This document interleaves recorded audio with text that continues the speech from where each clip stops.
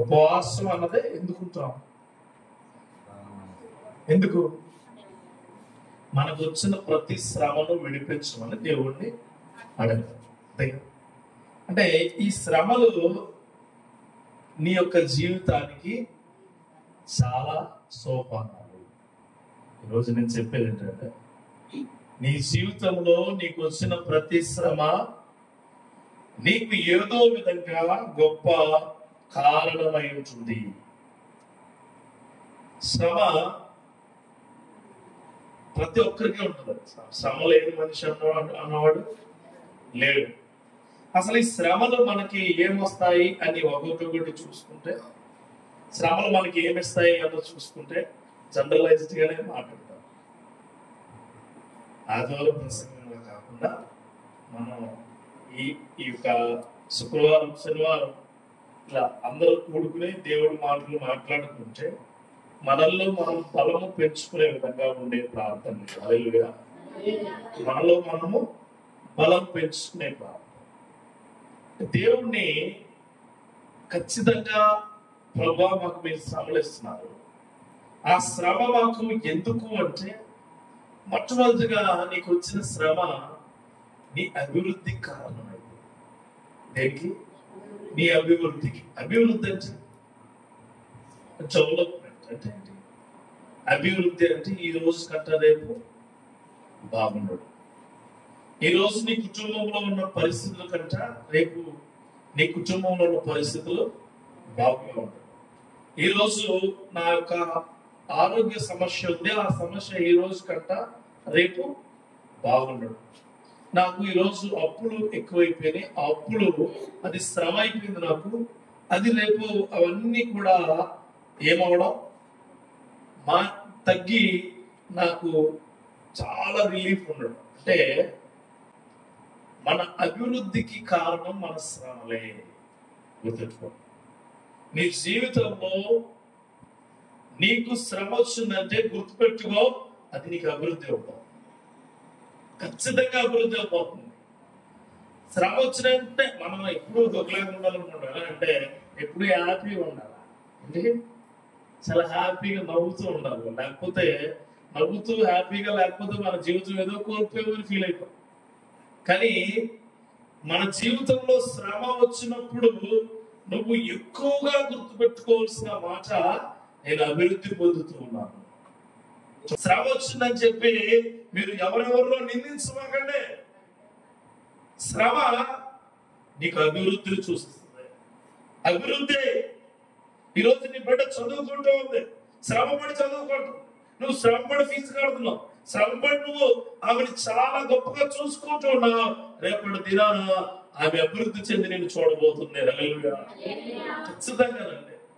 శ్రమ అన్నది నీకు సోపానమే, శ్రమ అనేది నీ అభివృద్ధికి కారణమే.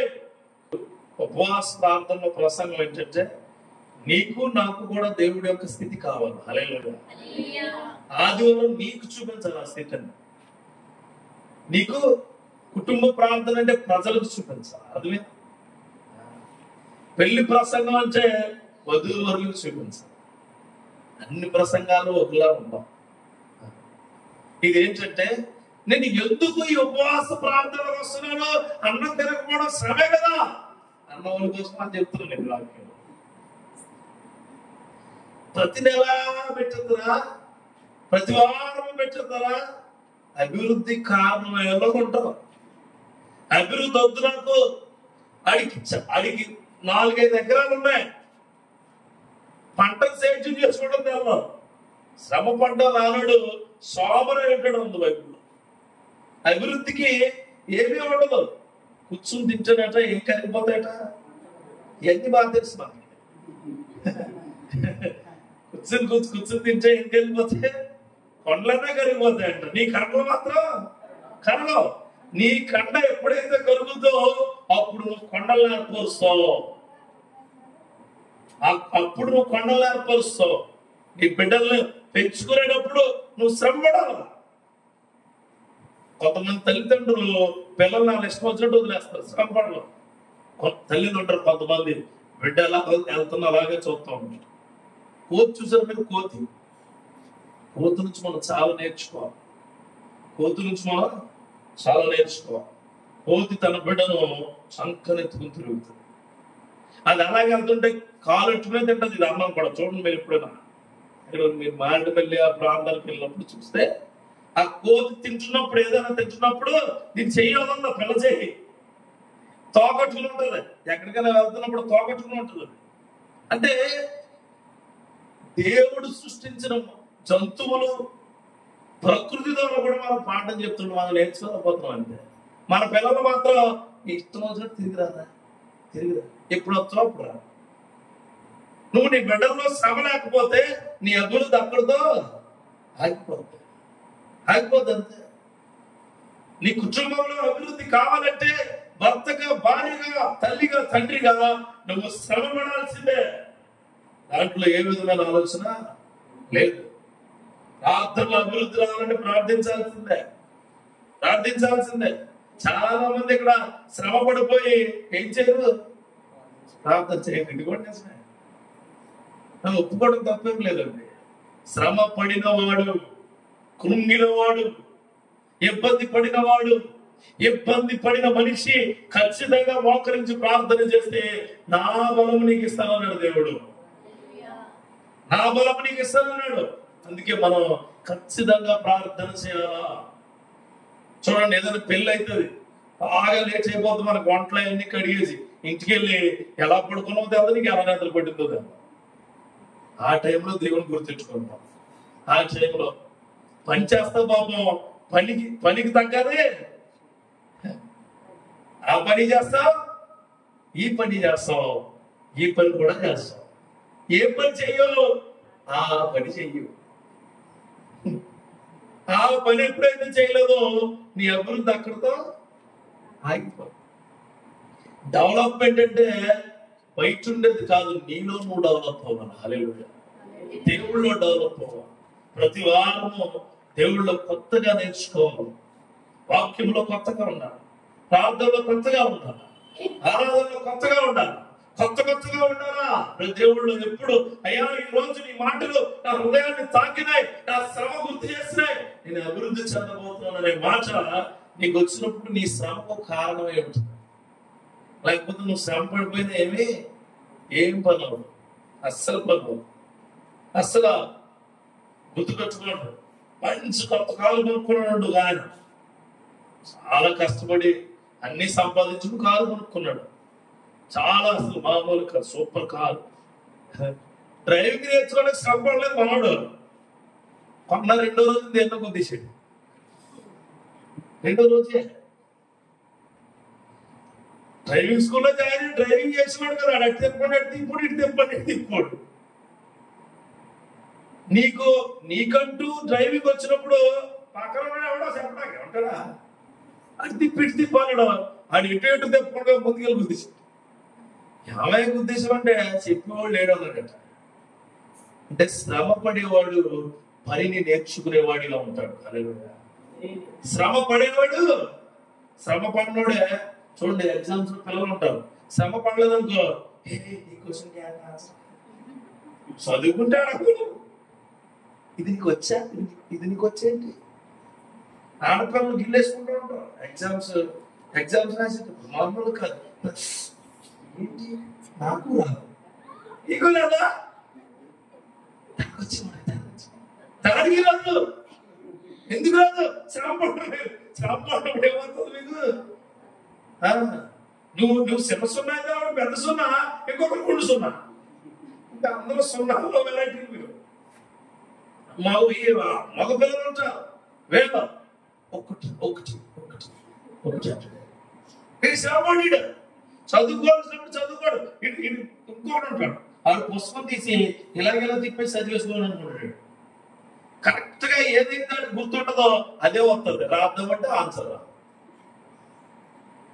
బాగా చదవాల్సింది అనుకుంటాడు. మనం కూడా అంతే. మన జీవితంలో ఇబ్బంది వచ్చినప్పుడు ఆ ఇబ్బందికి నువ్వు ఫేస్ చేస్తున్నప్పుడు అనిపిస్తుంది, అయ్యో రాత్రి నేను ప్రార్థన చేయాల్సిందే, చేయలేకపోయాను. అయ్యో ఆ ప్రశ్న నేను చదివి ఉండాల్సిందే. అయ్యో నేను బుక్ తీయాల్సింది, పనికి వాళ్ళని టీవీ చూసా నేను బుక్ తీయాల్సింది అనుకుంటా మీరు అప్పుడప్పుడు. ఇదే ఇదే ఇదే సోదేసింది నాతో. ఇదే ఒక్కోసారి ఫ్రెండ్స్ తిట్టేస్తా ఉంటారు తెలిసింది. స్కూల్లో ఫ్రెండ్స్ ఇదే పాఠం చదువుకుంటే సర్పేసింది కదా, ఇది అందుకే తెలియలేదు. వాళ్ళు అప్పటికే తెలియలేదు. కొంతమంది బ్యాచ్ ఉంటారు వాళ్ళు అభివృద్ధి చెందడం అనమాట. అందరూ ఫెయిల్ అయిపోరు, నేను అయిపోలే బ్యాచ్ తేడా ఏం లేదు. అందరూ పోయారు, నేను కూడా పోతున్నాను అంతే, మీరు కూడా అంతే. అందరూ చేయట్లేదు ప్రార్థన, నేను కూడా చేయను. నీ అభివృద్ధికి ఏ మాత్రం అది మంచిది కాదు. ఇశ్రాయేలు ప్రజలు చాలా ఇబ్బందులు పడుతున్నారు, చాలా దారుణమైన శ్రమలో ఉన్నారు. ఐగుప్తు ప్రాంతంలో ఆ ఉంటూ ఉన్నప్పుడు దేవుడు వాళ్ళ అభివృద్ధిని చూడాలనుకున్నాడు. హల్లెలూయా. వాళ్ళ అభివృద్ధిని చూడాలనుకుని నిర్గమకాండం 12వ అధ్యాయంలో మీరు తర్వాత చదవండి. ఇప్పుడేముంది 12వ అధ్యాయంలో వాళ్ళకు వచ్చిన శ్రమలు చాలా దారుణం. కానీ దేవుడు ముందుగానే చెప్తాడు ఏమనంటే, నిర్గమకాండం 1వ అధ్యాయంలో ఉంటుంది. ఏమని చెప్తాడంటే 9వ వచనంలో, అతడు తన జనులతో ఇట్లనెను, ఇదిగో ఇశ్రాయేలు సంతతి అని జనము మనకంటే విస్తారముగాను బలిష్టముగాను ఉన్నది. 12 అధ్యాయుల రమారమి 120 సంవత్సరాలు అయిన తర్వాత అభివృద్ధి వచ్చింది. హల్లెలూయా. 120 నీకు వెంటనే వచ్చేలా అభివృద్ధి. వెంటనే బండి తెస్తాడు పిల్లడికి, తండ్రి ఎక్కినండి డాడీ డాడీ డాడీ నాకు బండి ఇచ్చినట్టాడు, ఏ కాలంలో పడిపోతాడు. వెంటనే అభివృద్ధి ఏది రాదు, వెంటనే ఏది రాదు రాదు. నీ ప్రార్థన బలిష్టంగా ఉండాలి, నీ విశ్వాసము బలిష్టంగా ఉండాలి. గుర్తుపెట్టుకున్నావు సోదరి సోదరు. మొట్టమొదటిగా నువ్వు తెలియచుకోలేదు ఏంటంటే, శ్రమ నీకు ఎంత వస్తుంది, అభివృద్ధిని తీసుకొస్తుంది. రెండోది, శ్రమ సౌందర్యానికి కారణం. కొత్తగా కదా, శ్రమట దేనికి కారణమైంది? నీ అందానికి కారణమైంది. ఏమన్నా పీరలో లేకున్నారు, పీరలు కాదండి. అందం అంటే యోగ గ్రంథంలో ఉంటుంది. అందం చివరాధ్యాయం తీరు సార్. యోగ గ్రంథం చివరాధ్యాయంలో, చివరాధ్యాయం అంటే ఎన్నో అధ్యాయం? 42వ అధ్యాయంలో చివరిలో ఉంటుంది. 15వ వచనం అనుకుంటుంది. ఆ దేశమంతటను యోబు కుమార్తెలంత సౌందర్యవంతులు కనబడలేదు. వారి తండ్రి వారి సహోదరులతో పాటు వారికి స్వాస్థ్యములు ఇచ్చెను. గుర్తుపెట్టుకోండి, యోబు కష్టాలు ఎలాంటి, యోబు శ్రమలు ఎలాంటి. యోబు తన కుమార్తెలు చాలా చిన్న ఏజ్ లో బాగా సంపాదించిన టైంలో పోగొట్టుకున్నాడు. అంతే, పోగొట్టుకున్నాడు. అది ఎంత శ్రమ అండి, ఎంత శ్రమ. నీ బిడ్డలు మొక్కలు చూసి ఎంత మహేష్ తిరుగుతుంటున్నమాట. బిడ్డలు, నీ బిడ్డలు బహు సౌందర్యవంతులు అనే శ్రమలో నుంచి బయటకు రావాలి. దేవునికి స్తోత్రం కలుగుగాక. నా బిడ్డలు దేవుడి యొక్క దర్శన భాగ్యముతో సౌందర్యానికి కారణమయ్యే వాళ్ళు అనుకోవాలి. చూడండి, శ్రమట సౌందర్యాన్ని. కొంతమంది చూడండి ఎంత బాధలో ఉన్నా నవ్వుతూ ఉంటారు. మొహం వాళ్ళు చూసినట్టే బాధలో ఉంటాడు ఆయన, కానీ ఆయన చూసినట్టే మనకి ఎక్కడ లేని ధైర్యం వస్తుంది. అది శ్రమల్లో సౌందర్యం. చూడండి, ఒకరి మొహం కలగా ఉంటుంది, చాలా కలగా ఉందంటారు. తెలుసా? మీరు ఎప్పుడు అన్నా ఎవరన్నా మీరు అసలు మీరు అంటారు, ఎప్పుడు అంటారంటే కలగా ఉందని అర్థంలో చూసుకున్నాం. ఎంత కలగా ఉన్నారు అంటే ఏంటి మీరు అంటారు ఎప్పుడు? When you are observing the mirror, అర్థం చేయండి కలగా ఉన్నాం, చాలా బాగున్నాం. అలా కాదు, దేవుడు ఏమన్నాడు తెలుసా? నిన్ను వలని పొరుగు వారిని ప్రేమించు. ఎదుటి వ్యక్తి బాగా లేనప్పుడు ఆ బాగా చూసి అడగాలి, ఏమైందమ్మా అలా నిన్నట్లా లేదు నీ మొక్కం, అలిసిపోయావా, ఏమైంది అనగానే లోపల నువ్వు ప్రభువా ఆ కళావుడికి దయచేయమయ్యా అని అడగాలి.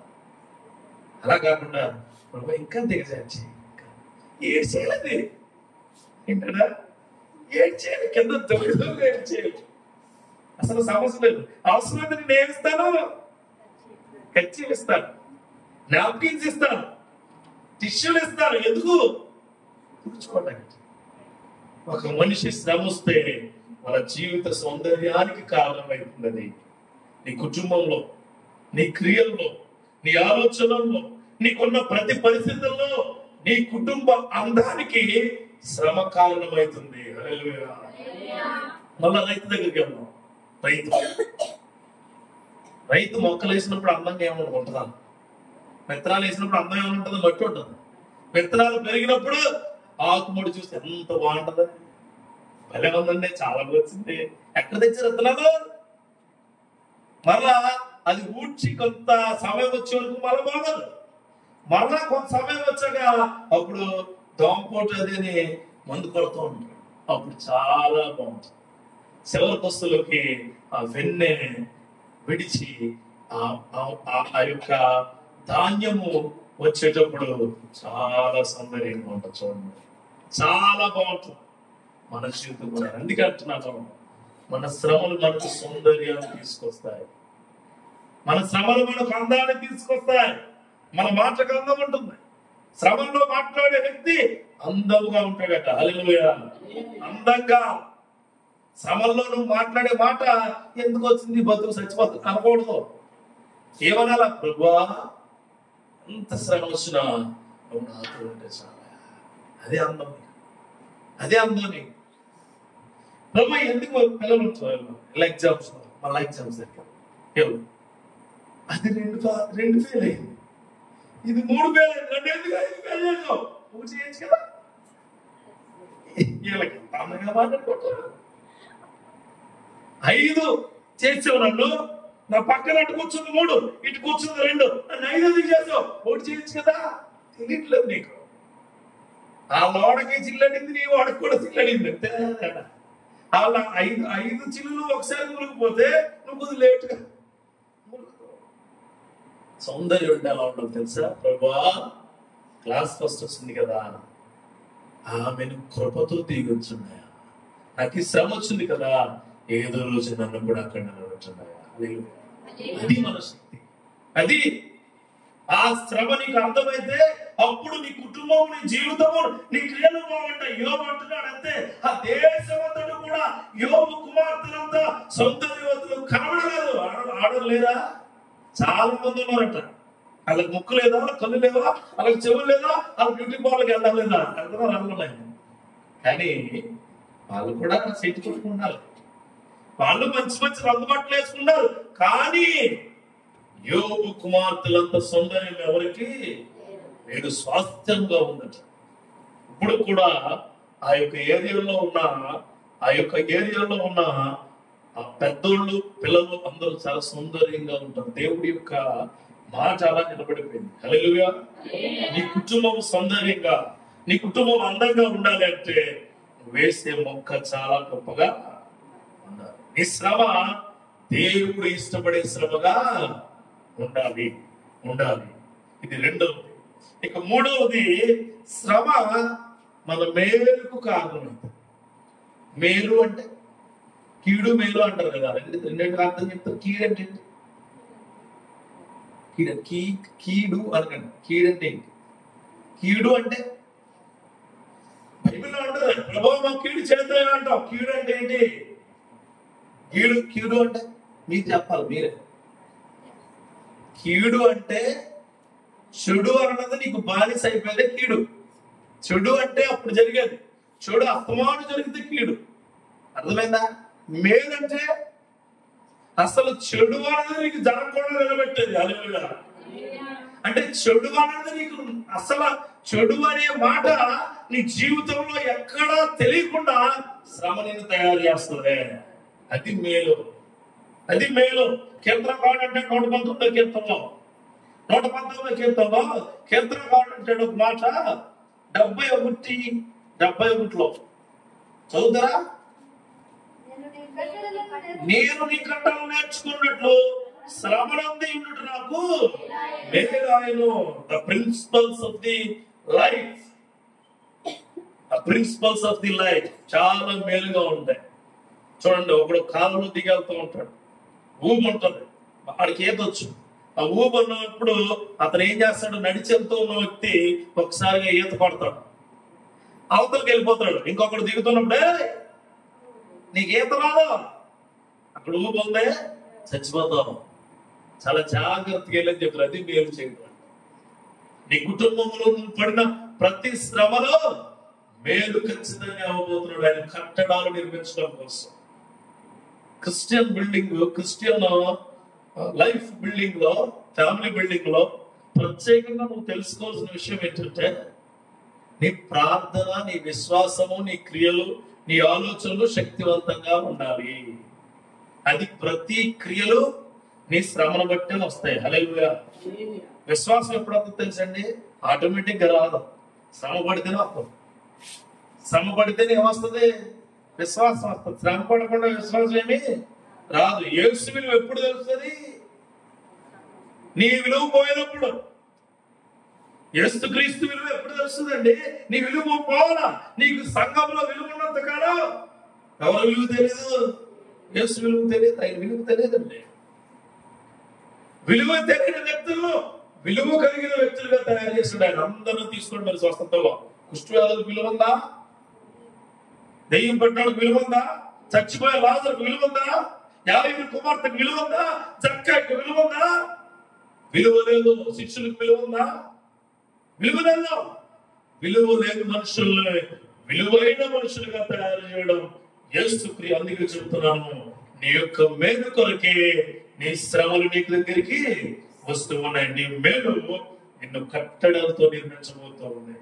ఇంకో మాట ఉంటుంది, కొంత ముందుకెళ్తే 47వ వచనంలో, శ్రమ కలగక మునుపు నేను త్రోవ విడిచితినే, ఇప్పుడు ఈ వాక్యమును అనుసరించి నడుచుకొనుచున్నాను. డాడీ, నాకు అసలు ఏమీ తెలియనప్పుడు, దారి లేనప్పుడు వెళ్ళిపోయి పడిపోయి మూతుపడి రాలి, ఇప్పుడు నేను తెలుసుకుని వెళ్తాను డాడీ. చిన్నపిల్లలు అంటారు కదా, ఇల్లు కడుగుతూ ఉంటారు, పిల్లలు అటు ఇటు తిరిగిస్తూ ఉంటారు. వాటర్ మన కాళ్ళే చాలా జాగ్రత్తగా అడుగుతాం, తప్పని పడిపోతాం. ఎంత అమ్మాయి టప్ప పైసలు. ఇంకోసారి పరిగెడతావా? ఏ పడిపోతావు. ఇంకోసారి పరిగెడతావా? ఏ కొట్టేస్తావా? అంటే ముందు పడిపోతారని తప్పు తెలిసింది, రెండోది నేస్తాం ఖచ్చితంగా. దేవుడు మనకు అదే నేర్పుతాం. మేలు నీకు వచ్చిన ప్రతి శ్రమ నిన్ను మేలుకరంగా ఉండే వ్యక్తిగా నిన్ను చేయబోతూ ఉన్నాయని అంటారు. చూడండి, దీంట్లో శ్రమ కలగక మునుపు నేను త్రోవ విడిచితినే. వాటరేసింది మా అమ్మ, వాటరేసింది అని గొప్ప తప్పని పరిగెడుతుంది. అప్పుడు శ్రమ ఏమన్నదో, ఒక్కడేసింది శ్రమ వచ్చింది. అప్పుడు జాగ్రత్తగా అది చెప్పుతుంది, తమ్ముడు కాదు అన్నయ్య కాకపోతే అది చెల్లుకు చెప్పుతుంది, జాగ్రత్తగా ఎలా పడిపోతాం. నేను పడ్డాను కదా, పడిన టైంలో అమ్మని కొట్టిందే అలా పడుతుంది. కొంతమంది ఏమంటారంటే ఏమవుతుంది పరిగెట్టాడు, కుట్టైంది కదా చెప్పానా, ఇక్కడ పడింది అమ్మాయ. ఈ బ్యాచ్ అంతా అంటుందంటే నాకు జరిగింది కదా, అదకు కూడా జరగదు. జరిగే వరకు కూడా ఏమవరు. శ్రమలో ఉండే వ్యక్తి ఎప్పుడూ కూడా తన వాక్యాన్ని అనుసరించి నడుచుకుంటాడు.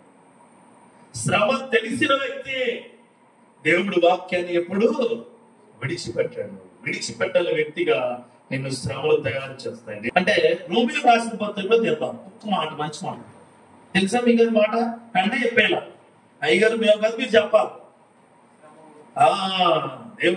దేవునికి మహిమ కలుగును కాక, అది ఆ మాట రావాలంటేనే ఎంత మంచి మాట తెలుసా అది.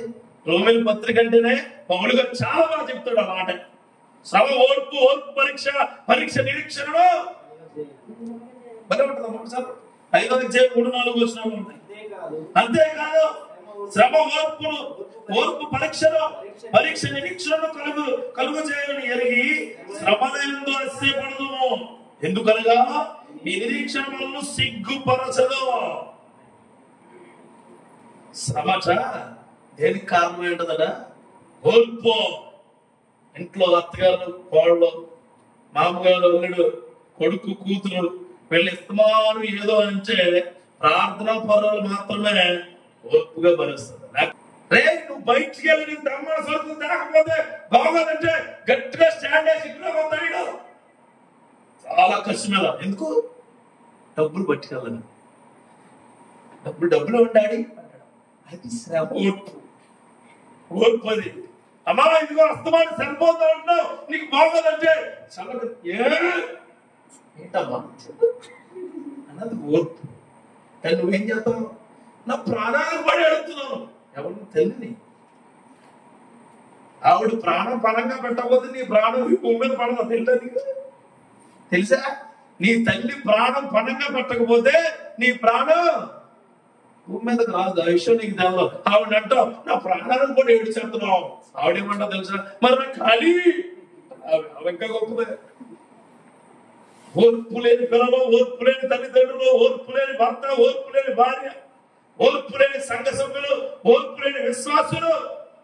అందరికి నేను చెప్పేది ఉంటే మనలో ఓర్పు మనకు పరీక్షకు దారితీస్తుంది. మన పరీక్ష మన గెలుపును చూపిస్తుంది. హల్లెలూయా. అందుకే నీకు వచ్చిన శ్రమల ఎడల ఓర్పు కలిగి ఇంట్లో దర్శే మాక. శ్రమ వస్తే భార్య ఇంటికి వస్తాడు, భర్త పాపం పని చేసుకుని వస్తాడు. ఆ రోజు డబ్బులు సరిగా రాలేదనుకో, ఏమండి చంపేస్తారు. మాటగా ఉంటే చంపేస్తారు. ఎందుకు? నీకేమో ఎక్కడో ప్రాబ్లం అయింది, ఆ ప్రాబ్లం ఇప్పుడు మీరు చూపిస్తావు. ఎందుకు? ఓర్పు ఉండాలి. భార్య భర్తల మధ్యన సరైన విధానాలు ఉండలేదంటే ఈ రోజుల్లో ఏముంటలేదు, ఓర్పు ఉండలేదు. మీ ఇద్దరికి ప్రార్థన కూరలే, ఇద్దరు ప్రార్థనలోనే ఉంటారు. కానీ ఇద్దరికి కూడా ఏముండట్లేదు, ఓర్పు ఉండట్లేదు. అన్న దండ ఓర్పు లేదు నీకు. ఆవిడ ఇంకా వార్చలేదంటది, నీకు ఓర్పు ఆగదు. ఇంకా ఏం చేస్తావు? ఇంటి దాకా ఏం చేస్తానంటే అమ్మ ఉడకలేదు. మరి ఆవిడ 5 గంటలు కట్టింది ఏంటి మొక్కలు, కానీ గ్యాస్ అయిపోయాక కొట్టింది. అంటే 5 గంటల కుక్క పెట్టింది, పక్కన ఊసిరెట్టింది. గ్యాస్ ఇప్పుడు కూడా ఎప్పుడొస్తే ఇది ఆవిడ ఓర్పే. ఆవిడతో మాట్లాడే ఓర్పు ఉంది ఇవిడికి. ఆవిడ ఏమంటో తెలుసా? పొద్దున్న నుంచి గొడ్డులా కష్టపడుతానండి, ఎవడో గుర్తించలేదు. గొప్ప ఉంటాయి ఇంట్లో ఏమైనా. అందుకే చెబుతున్నాను, ప్రతి శ్రమలు నీ ఓర్పును సూచిస్తాయి. హల్లెలూయా. ఖచ్చితంగా ఓర్పు. ప్రార్థనలో కానీ, కుటుంబాల్లో, క్రియల్లో కానీ నీ బిడ్డలు అమ్మా నా బైబిల్ కూడా పట్టుకెళ్ళిపో అంటదా తల్లి. చర్చకొచ్చిన చెంచని వైలావాడు మరి అదే నేను అట్టుకెళ్ళబోతున్నాడు అంటే ఖచ్చితంగా. అంటే బైబిల్లో కూడా పట్టుకొచ్చిన ఓర్పు ఎవరికి లేదు, బిడ్డకు లేదు. ఎగ్జామ్ రాస్తుంది, సాయంత్రం తెలుసుకోవాలా ఎన్ని మార్కులు ఈ మొత్తం మీద ఈ క్వశ్చన్ పేపర్ మార్కులు చేసుకుంటారు. సాయంత్రానికి అక్కడ 75 గ్రామ 85 వచ్చేసి 85 ఎందుకు వచ్చినాయి కొన్నారు, ఎందుకు వచ్చినాయి ఎక్స్ట్రా కూడా రాసేసింది. ఇంకే ఆడికెందుకు పేపర్ నిజంగా మార్కులు పోతున్నాం 34 పాస్ అవడం కూడా కావాలి. ఇంకా నేను చాలా బాగా రాశానండి, ఓర్పుగా అంతే పాస్ అవుతుంది. అత్యాస పని చేయదు ఇక్కడ అంటాడు, కింద అంటాడు. ఎందుకంటే ఈ నిరీక్షణ మనలో సిగ్గుపరచదు. ఎప్పుడు కూడా అండి శ్రమలో ఉండే వ్యక్తి ఓర్పుగా ఉంటే పరచబడిన వ్యక్తిగా ఉంటాడు. ఎప్పుడు నిలబడి తెచ్చావు శ్రమంలో. ప్రభువా శ్రమ నాకు ఇచ్చావు, అందరూ నన్ను గేదెగా చూస్తున్నారు, నేను సిగ్గుపడిన వ్యక్తిగా. నిరీక్షణ ఎవరైనా ఎడగ ఉండాలి, ప్రభు ఎడగ ఉండాలి. నిరీక్షణ ఎవరు ఎడగ ఉండాలండి? ప్రభు ఎడగ ఉండాలి. నీ నిరీక్షణ బిర్యానీ ఎడగ ఉంటాం. ఎవరెడదా? బిర్యానీ. కరెక్ట్ గా బిర్యానీ అయిపోయింది అమ్మను అనుకో, వెంటనే మీ నాన్నతో మాట్లాడడం పొద్దు వరకు, మీ నాన్న వల్ల బిర్యానీ తెచ్చే వరకు డాడీ అనం. అంటే నీకు ఏమి నీకు కావాలి అంటే ఓర్పు అన్నది మనిషి యొక్క బాంధవ్యాలు కూడా సెట్ చేసుకోవడం. ఇది ఓర్పు కారణమైతుంది. చివరిగా చెప్పిన ముగిస్తాను, శ్రమలు దేవుడి పైన నీ విధేయతకు కారణం అవుతాయి. దేవుడి పైన విధేయత అంటే ఏంటి అన్న మనం క్వశ్చన్ అడుగుతూ ఏంటంటే ఆదివారం ఏమో అడగం ఇలాంటి టైంలో. ఎందుకు విధేయత అంటే? అందరూ ప్రార్థిద్దాం, కళ్ళు మూసి మోకరించండి. మోకరించకపోతే విధేయత కావాలి. భోజనాలు పెడతాం, ప్లేట్లు తండి, చేతులు పెట్టు, విధేయత కాదు. విధేయత కానీ చెప్తున్నాను సుమీన. అందరూ హల్లెలూయా చెప్పండి. ఎవడో చెప్పలేదు ఇది విజయం కాదు. నేను ఏం చెప్పమను మిమ్మల్ని? హల్లెలూయా చెప్పొద్దు అంటే చెప్పడం మానేస్తారా? ఇది కూడా విధేయత కాదు. దేవుడిని స్తుతించడం అంటే ఏంటి? చెప్పాల్సిందే హల్లెలూయా. విధేయత అంటే దేవుడి మాటను చెప్పింది చెప్పినట్టు చేయడం, నీకు ఇష్టానుసారంగా చేయడం కాదు. నీకు ఇష్టానుసారంగా, నీకు నచ్చినట్టుగా, నువ్వు ఆలోచించినట్టుగా, నువ్వు అనుకున్నట్టుగా, నువ్వు ఊహించినట్టుగా, నువ్వు ఏదో చేయాలనుకున్నట్టుగా, నువ్వు ఏదో నేను తప్ప ఇంకెవరు ఆలోచించినట్టుగా నువ్వు చేస్తే ఒక్క బోర్లా పడతావు. శ్రమ నీకేం చెప్తుందంటే విధేయత నేర్పిస్తుంది. విధేయత నేర్పిస్తుంది. ఎలాంటి విధేయత అంటే యేసుక్రీస్తు వారి తండ్రిని అడిగే విధేయత. అబ్రహాము ఆ దేవుణ్ణి మాట వినే విధేయత. ఇస్సాకు తన తండ్రి మాట తప్పని విధేయత. యోసేపు తన యొక్క నిజాయితీని విడవని విధేయత. యోబు ఆ దేవుడి యొక్క మాట తప్పకుండా విధేయత. ఈ రోజున ఇక్కడ ఉన్న వాళ్ళకి వీటిలో ఏ ఒక్క విధానంలో కరెక్ట్ గా ఉంటే నీ శ్రమలు నీకు విధేయత ఖచ్చితంగా చూపిస్తాయి. లేకపోతే నీ శ్రమలో ఏ విధమైన ఉపయోగాల్లోనే ఉండవు. హెబ్రీయులకు రాసిన పత్రికలో 5వ అధ్యాయము 8వ వచనం తీయండి. విధేయత కోసం చెప్పిన ప్రతిదానికి ముందుగా నేను ఎక్కువ తీయించలేదు మీ చేత. ఆయన కుమారుడై ఉండి తాను పొందిన శ్రమల వలన విధేయత నేర్చుకున్నాను. చాలండి, ఇంకా కింద మెల్కీషెదెకు కోసం అవసరం లేదు. ఆయన పొందిన శ్రమల వలన ఎవరు నేర్చుకున్నామంటే విధేయతది?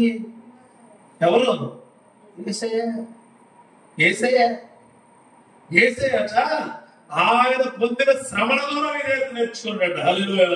ఆయన అంటాడు సిలువ మీద, ప్రభువా నా ఆత్మ నీకు అప్పగించే మనుషులుగా ఉండాలి. ప్రతిదీ అప్పగించే మనుషులుగా, శ్రమను అప్పగించాలి, బాధను అప్పగించాలి, కష్టాలను అప్పగించాలి, ప్రార్థనను అప్పగించాలి, కృతజ్ఞత అన్ని దేవుడికి అప్పగించే వాడిగా నిన్ను ఉంచునుగాక. అప్పుడు నీకు విధేయత అవుతుంది. విధేయత లేనివాడు దేవుడికి ఇష్టడై ఉండడం అసాధ్యం. విధేయత చాలా ఇంపార్టెంట్. యేసయ్యకు ఉన్న ప్రతి లక్షణము మాకు ఉండాలి. చూడండి, ఒక ఊర్లో ఒక రాజు గారికి చాలా గొప్ప గొప్ప కార్లు, గొప్ప గొప్ప అన్ని ఉంటాయి. కానీ ఆడు తినేది, నువ్వు తినేది, ఆడు తినేది ఒకటే. కానీ నువ్వు అతను ఏమైనా అన్నాడు అనుకో, అన్నం తిన్నావా? మేము వ్యవస్థలు అండి, సంబాలు పెట్టి ఆకలి ఎవరిదన్నా ఉంటే. అంటే మనలో మనం ఏం చేసుకుంటున్నాం? ఎప్పుడు, ఎక్కడ, ఏ ప్లేస్ లోను, ఎవరి దగ్గర నీ వ్యక్తిత్వాన్ని తగ్గించుకోగా దేవుడు తగ్గించుకోమనంటే నీ ఆహారాన్ని, వ్యక్తిత్వాన్ని కాదు. వ్యక్తిత్వం అంటే ఏంటో తెలుసా? ఎంత పెద్ద వ్యక్తి దగ్గరికైనా యేసయ్య మాటను తూచా తప్పకుండా పాటించడమే విధేయత. అది వ్యక్తిత్వంలో పెట్టింది. అంతేగాని అవతలుడు ఇంకోటి ఏదో అనుకోండి, ఆ దగ్గర మీరు ఏం చెప్తారండి, హాయ్ అలాగేనండి, ఇదేంటిది బ్యాచ్ తోతలకొక బ్యాచ్, మీరు ఏం చెప్తే అది అలా కానిచ్చేయండి, ఇక పర్లేదండి. నువ్వు వస్తావా? ఎందుకంటే మరి ఆదివారం పర్లేదండి, ఒక వారమే కదా, కోల్పోవడం. అలా కాదు, చెప్తాను విధేయత. ఇది దేవుడికి వ్యతిరేకం, పర్లేదా? కుదరదు సార్. ఇది దేవుడికి విరుద్ధమైనది, పర్లేదా? కుదరదు. ఆదివారం ఉంది, పర్లేదా? అస్సలు వేస్తున్నాము నాన్న. ఎందుకు అంటే నా దేవుడిని స్మరించుకోవాలా, నా దేవుడికి విలువైన సమయం ఇవ్వాలా.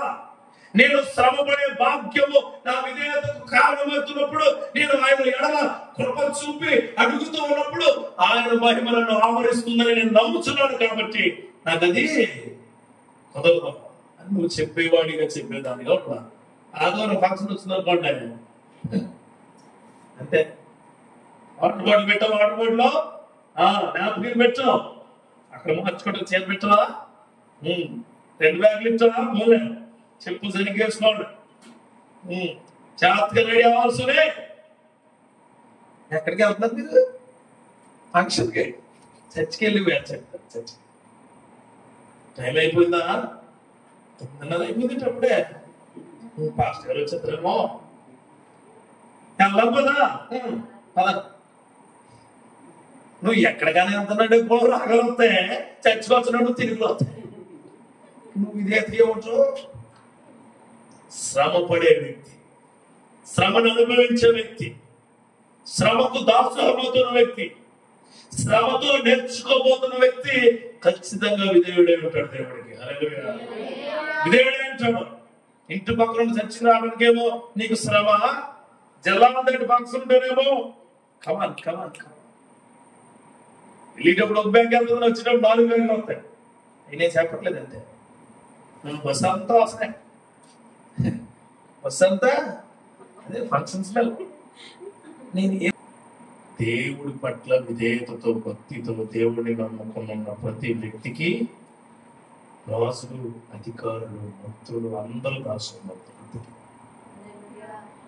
అలా కాకుండా నువ్వు వెళ్ళి అలా సంఖలో దూరిపోతే దేవుడు నిన్ను గట్టిగా అనిపిస్తాడు.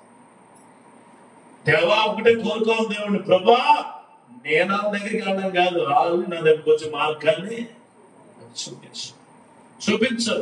ఆఫీస్కి పట్టుకెళ్ళి చూపితే ఫస్ట్ అందరూ అడిగి మాట్లాడి, మీకా ఎలా ఎలా ఎలా అంటే నేను అన్నాను, దేవుడికి కట్టుబడి ఉన్న ప్రతి ఒక్కరికి అలాంటివి జరుగుతాయి. హల్లెలూయా. దేవుడు అనుకుంటే చేస్తాడండి, దేవుడు అనుకుంటే చేయడు, నువ్వు అనుకుంటే చేస్తాడు. దేవునికి స్తోత్రం కలుగును. దేవుడు అనుకుంటే చేయడం, ఆయన అనుకున్న మాట నువ్వు అంటున్నావు, ప్రభువా ఈ మాట నువ్వు చేస్తున్నావు అని, అప్పుడు దేవుడు చేస్తాడు. అప్పుడు దేవుడు చేస్తాడు. ఇది ఎందుకు చెప్తున్నానంటే, ఈ మాట లోపల చాలా శ్రమలు ఉంటాయి, చాలా ఇబ్బందులు ఉంటాయి. అవన్నీ పక్కన పెట్టి నీకు కావలసింది ఖచ్చితంగా నిక్కచ్చుగా దేవుణ్ణి అడిగితే ఆ శ్రమలన్నీ తీసివేసే బాధ్యత నీకు ఇస్తాడు. అది కుటుంబంలో ఎలాంటిదైనా సరే గుర్తుంచుకోండి.